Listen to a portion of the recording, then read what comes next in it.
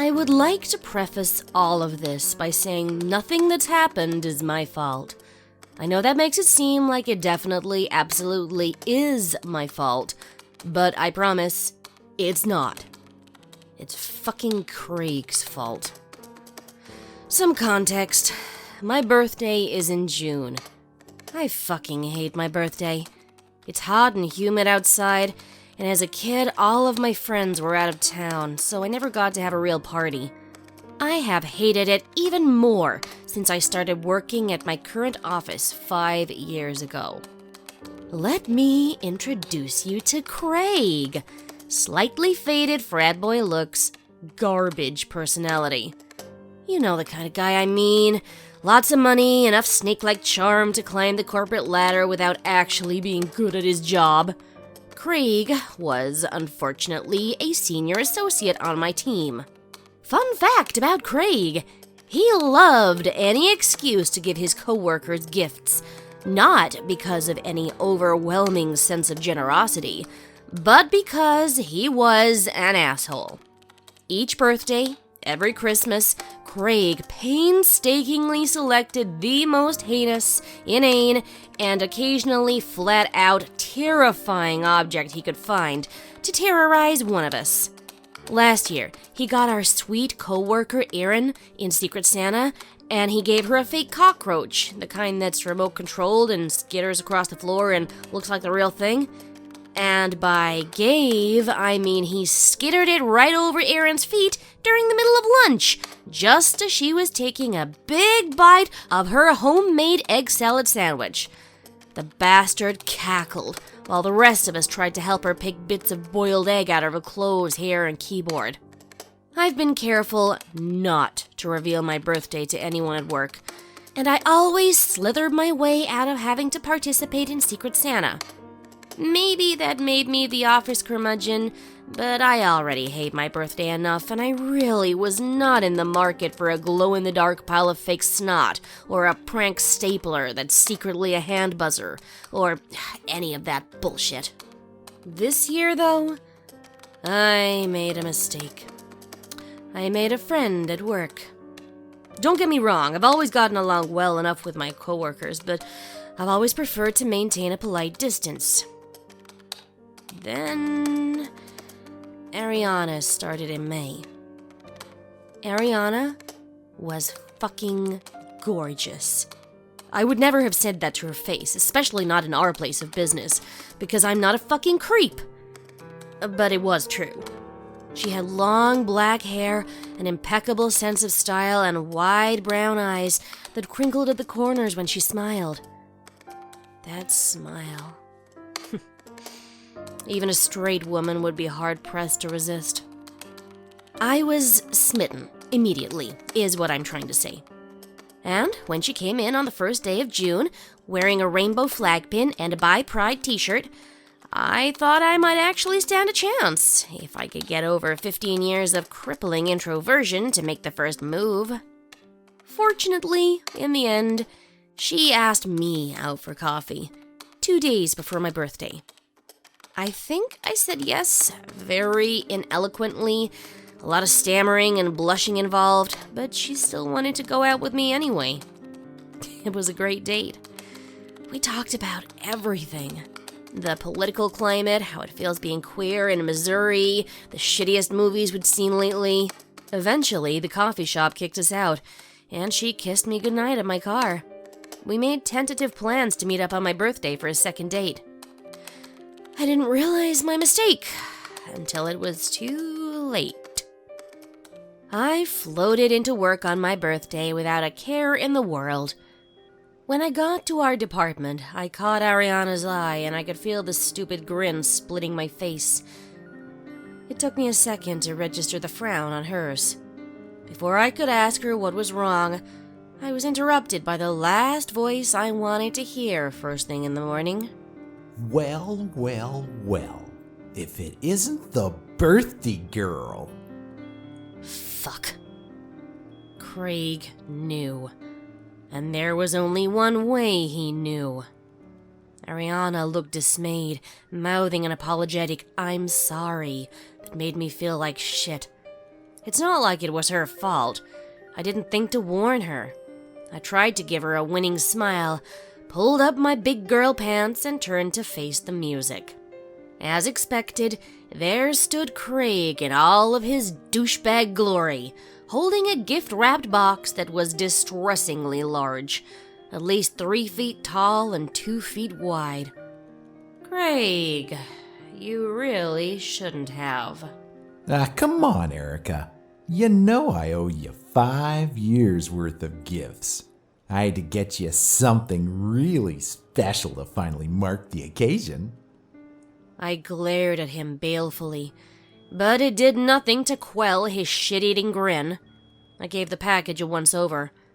I really wasn't looking forward to this. Hop to it, we haven't got all day. Craig shoved the package toward me, slapping the top of the box like he was a used car salesman. I sighed and suppressed an eye roll. I was being ridiculous.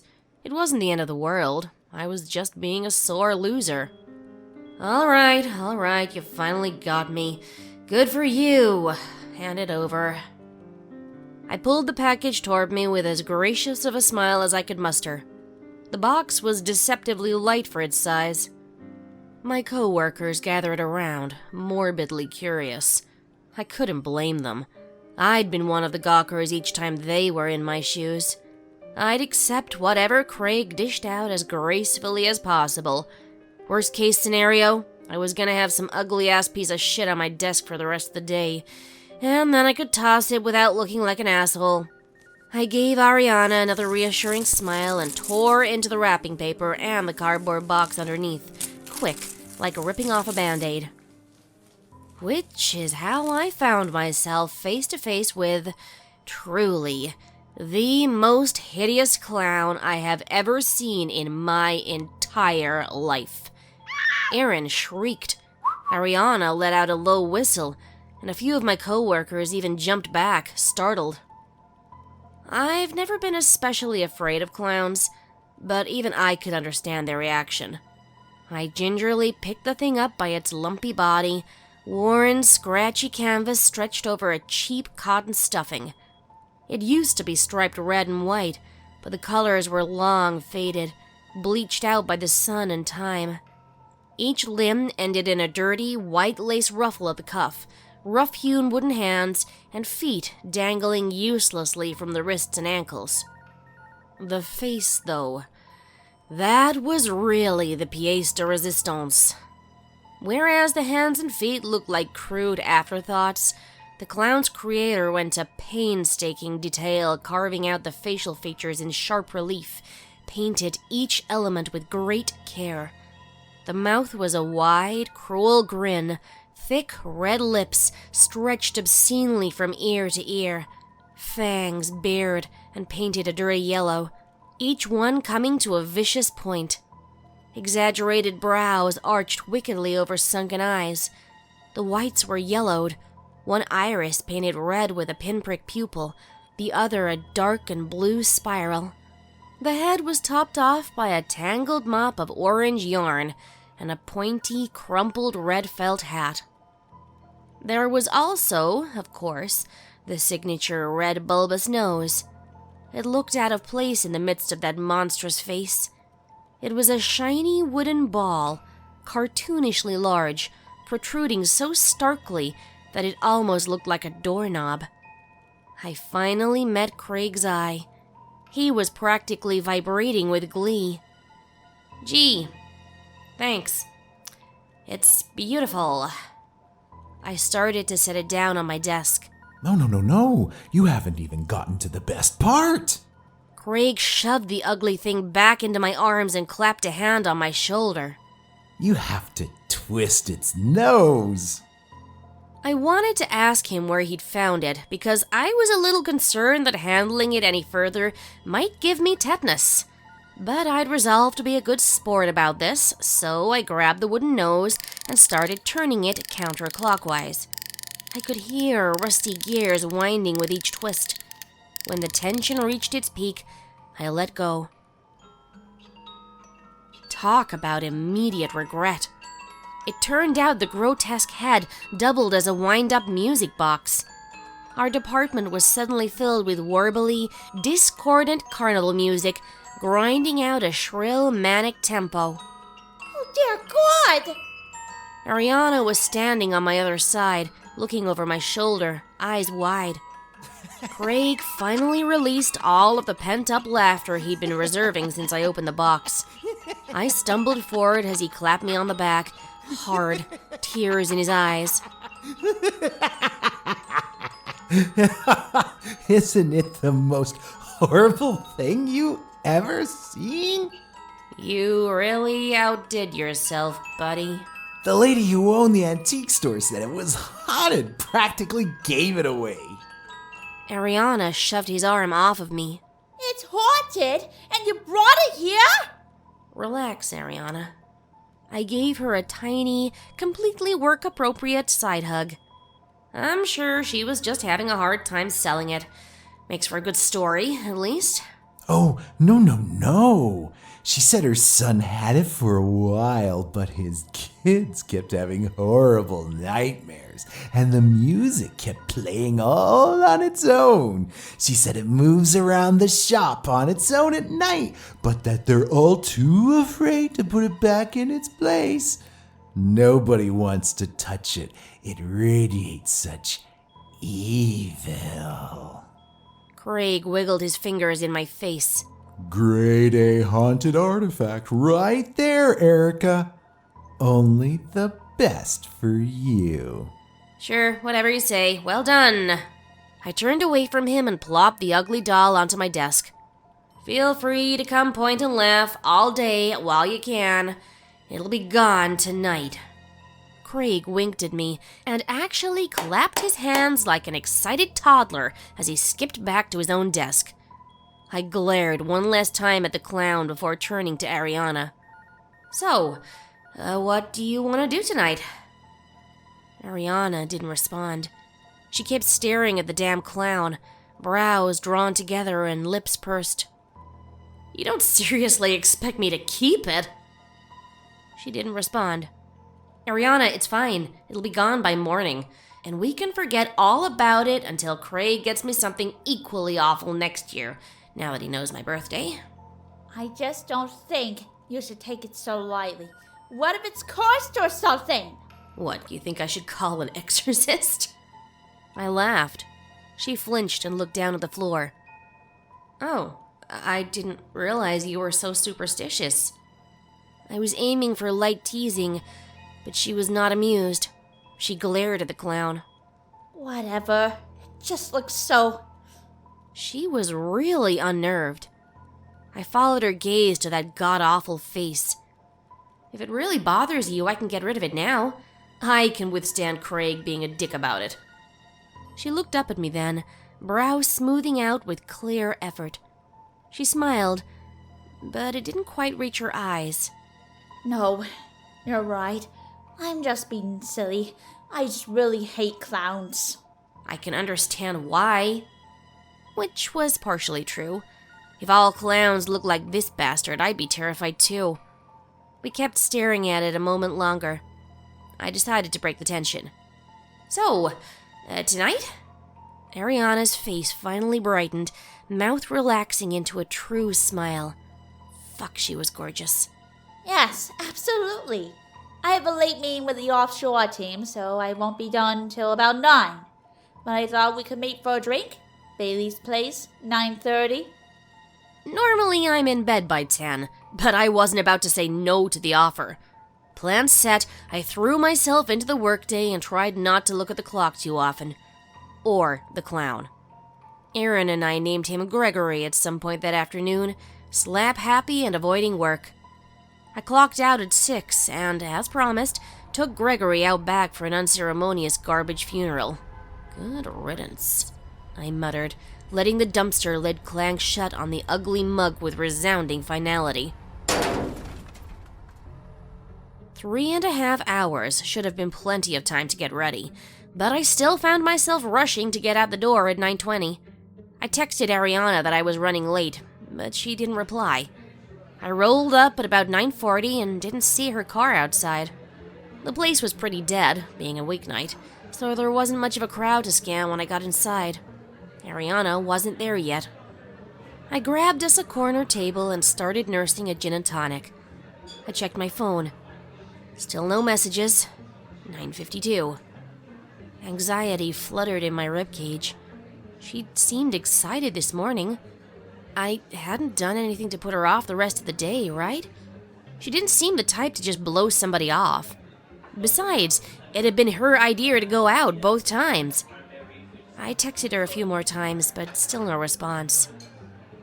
By 10:45, 3 drinks deep and still alone, I accepted the fact that I'd been stood up on my birthday. I fucking hate my birthday. I called an Uber and texted Ariana that I was sorry for whatever I'd done and that I hoped we could talk about it the next day. I flopped face down onto my bed when I got home, fully intending to wallow in self-pity for a bit, but promptly passed the fuck out. I woke up at 6 the next morning to a mouth like cotton and a pounding headache behind my eyes, but no new text messages from Ariana. Did I piss her off with the whole thing with Gregory? I hadn't meant to make fun of her. I didn't realize how serious she was, I guess. I resolved to apologize as soon as I got into the office that morning. The parking lot was full of flashing lights when I got there. A line of cop cars blocked half the spaces, and a big black van was pulling in behind me, marked Coroner. An officer was stretching crime scene tape across the drive, which led behind the building. My co-workers were gathered on the front lawn. Aaron was crying. Even Craig looked shaken. My heart dropped to my knees, dread settling in the back of my throat. I knew before I asked that it wasn't good news. I still wasn't prepared for the reality. The cleaning staff always gets to the office super early. It's easier to clean up the previous day's mess without all of us in the way. It was one of them who found her when they went to take out the trash. Ariana, dead among the garbage. Body covered in bruises and deep scratches. Face frozen in terror. I walked up to the office in a daze. They were gonna send everybody home for the day after the police got a chance to question each of us. We were asked to wait in our cubes in the meantime. I slumped in my chair and stared at the floor, whispered conversations buzzing around me, nothing but unintelligible noise. Tears wouldn't come. Not yet. The grief was still settling in, a dense fog blanketing everything, suffocating and thick. I looked up at Ariana's cube, across from mine, wildly hoping for a moment that it was all a bad dream. Maybe she'd be sitting there with that smile on her gorgeous face. Instead, sitting in her desk chair, facing me with that evil, manic grin, was fucking Gregory. Rage pierced through the haze and drove me to my feet. I stormed across the aisle and yanked the clown out of Ariana's chair. "Who the fuck put this here?" Everybody went quiet. My pulse was thundering in my ears. Aaron's watery eyes met mine, full of sympathy. Craig wouldn't even look at me at all. "Fuck you, Craig! What the fuck is wrong with you, huh?" He startled, eyes wide and mouth open in dumb shock. "Nobody likes your goddamn practical jokes! Nobody likes working with you, you annoying fuck! This is just sick!" Erica. Aaron was reaching out to me, placating. Craig looked pained. I don't think Craig would... Whatever! I glared at all of them. Anger was easy. I could do anger, even if it didn't make any sense to blame Craig. How would he have gotten through the police lines to the dumpster? But I wasn't thinking clearly. "I'm getting this fucking thing out of here, and if I see it again, I am reporting your bullshit to HR, Craig!" I stormed out of the office, not even stopping when the detectives shouted after me. They could get in touch later. Not that I would be any help. I was moping in a bar, shooting off passive-aggressive texts, while Ariana was being murdered less than 3 miles away. I drove without a specific destination in mind. Eventually, my gas gauge dinged at me, breaking me out of my stupor. It was dark out. I'd been driving all day. I looked around and I didn't recognize where I was, stopped in the middle of a dimly lit road with dense woods on either side. I pulled over to the shoulder to check my GPS, and I spotted a creek running down below. It was a 12-foot drop past the guardrail, shallow water trickling in a gentle stream. I glanced over at Gregory in the passenger seat, wooden, menacing grin shining in the light of a flickering street lamp. I don't remember making the decision, but the next thing I knew, I was tossing the stupid doll over the guardrail to the creek bed below. There was hardly any water, but Gregory made a satisfying squelch as he landed in the mud and rotten leaves. It had begun to rain, and I stood there a long time, watching as more mud and leaves slid over his little canvas body, blanketing him in muck. I was drenched to the bone by the time I climbed back in my car. It took me 2 hours to find my way home. The office was closed for 3 days. I spent most of them asleep, or at least trying to sleep. Craig and Aaron both called and texted several times. Aaron to see how I was, which I couldn't bring myself to respond to. Craig to insist that he had nothing to do with the clown at Ariana's desk. As if that was what mattered after everything. I blocked his number. When work did resume, everything was different. Aaron's birthday came and went without a gift from Craig. Nobody really talked to each other anymore. There was no more joking around, no long lunch breaks or office shenanigans.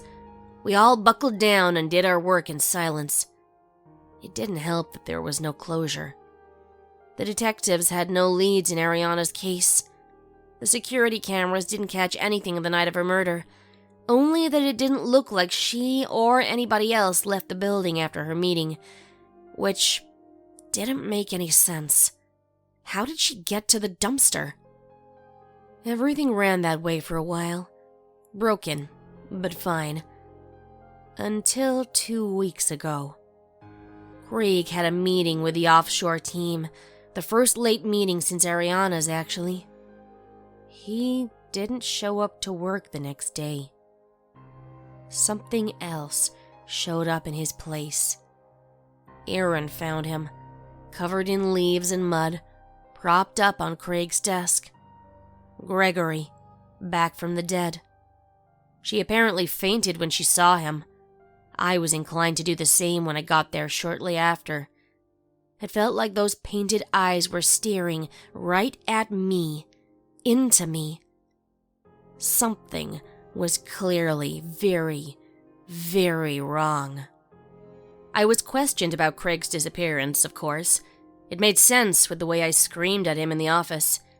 Fortunately, I had an alibi. It helped my case when they found Craig's body a week later, after an anonymous tip to check a remote creek bed on the outskirts of town. He had been beaten to a pulp, just like Ariana. He was easily twice my size. There's no way I could have done it. So the police let me be. Not that my co-workers cared about that logic. They were still suspicious. Most of them would barely look at me, and I've heard them whispering behind my back. My boss asked me if I would be willing to work from home for the foreseeable future. She can't outright fire me, not yet, but I can tell she wants to. I can't really blame any of them. I was dating Ariana, and it was no secret that I hated Craig. I make the most sense as the prime suspect. It's not like I can tell anybody what I think is actually happening. Who the fuck would believe me? I barely believed myself. I've never been superstitious. Never believed in ghosts or monsters. But I remember the fear in Ariana's eyes when she first saw Gregory. Her plea not to throw him out still haunts me every night. And there's the fact that nobody knew where I dumped him the second time. How did he end up back in the office? How the hell did Craig end up in that self-same creek? I decided I wanted answers, no matter the cost. So I came back to the office tonight. I have my own evening meeting with the offshore team. My boss offered to cancel it, given its recent track record, but I insisted. I was holding out hope that maybe there was still a rational explanation. A serial killer targeting our team, stalking us, using the doll as a calling card. Not pleasant, but better than the alternative. I'd be ready for him. I'd call the police. He'd be caught, and we could put all of this to bed.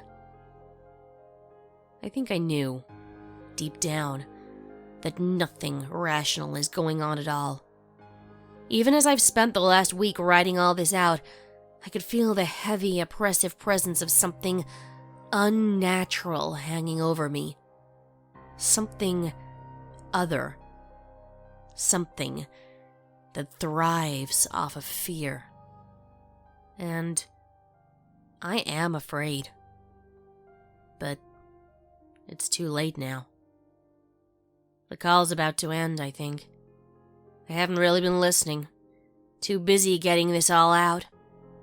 Nobody on the call would believe me anyway, but I know you all will. You'll believe me when I tell you that 30 minutes ago, even if they can't hear it on the phone, an off-key carnival tune started drifting through the building. It started distant, echoing up the elevator shaft and through the empty halls. Every so often it pauses, and I hear the harsh grind of rusty gears before it picks back up, each time getting louder, closer. The fluorescent lights outside the meeting room started flickering about 10 minutes ago. They just blinked out completely. There's something outside the closed door, a few feet away. A lumpy shadow, backlit by the moon. The meeting is winding down. Everybody exchanging pleasantries and getting ready to say goodbye. I want to ask them to stay, to be here, even if it's just on the phone. But my voice is caught in my throat. The shadow just twitched forward. Closer still. The sound of unfinished wood scraping across cheap carpet. The call is over now. I looked down when the speaker went silent. I don't want to look up. Maybe if I focus on this screen, just keep typing, it'll go away. Maybe it's just my imagination playing tricks on me, seeing what it wants to see. Maybe I've just gone crazy. I looked up. The shadow's gone. The door is open. I didn't hear it open. When did it get so quiet? Another scrape under the heavy oak table this time. I don't want to look. I've never been afraid of clowns. The gears are grinding again. The music is back, echoing, deafening. I want to cover my ears, but I need somebody to know the truth. No matter the cost, I said, right? Such a millennial, right? Live blogging my own death. God, it's so fucking loud now. The floor is vibrating with it, shaking the table. Something cold and rough is grabbing my ankle, but it hasn't done anything else yet. Maybe it wants you to know the truth too. I think it's just waiting for the fear to reach a fever pitch. I can feel it. It wants me to look, to pay attention. Step right up, the greatest show on earth. Splinters are digging into my skin like claws, something warm and thick trickling into my shoes. I think that it hurts, but it all feels really far away. I've never been afraid of clowns. I wonder if they'll find me in the evidence room at the police station tomorrow. I'd like to hear how they explain it. There's laughter now, deep and rumbling below the music. Look, Erica. See. Jesus, I hate my fucking birthday. I'm gonna look now. At least you all know the truth, whatever happens. Oh, and one more thing. Fuck you, Craig.